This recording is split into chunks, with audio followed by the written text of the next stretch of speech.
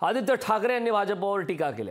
संविधान बदलण्याचा प्रयत्न जनतेने उधळला, अहंकाराला थारा नाही हे देशानं दाखवून दिलं, भाजपच्या एकाधिकारशाहीला स्पष्ट नाकारलं असं आदित्य ठाकरे यांनी म्हटलं। आपलं संविधान बदलण्याचा आणि लोकशाही संपवण्याचा भाजपचा प्रयत्न देशाने धुडकावलाय। आपल्या देशात अहंकाराला थारा नाही हे निवडणुकीने सिद्ध केलंय। अहंकारी, हुकुमशाही, लोकशाही विरोधी वृत्ती आणि आपल्या संविधानाऐवजी स्वतःच्या पक्षाची नियमावली देशावर लागू करू पाहणाऱ्यांना देशानं नाकारलंय।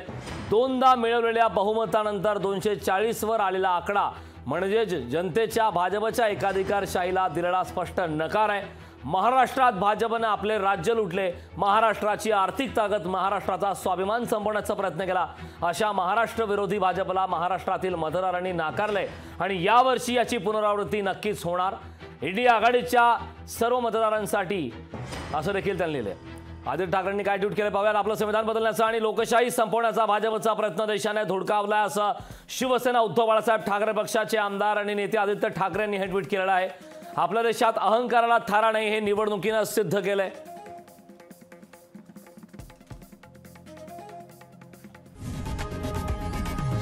लोकशाही मराठी ऐका, पहा, जागरूक रहा।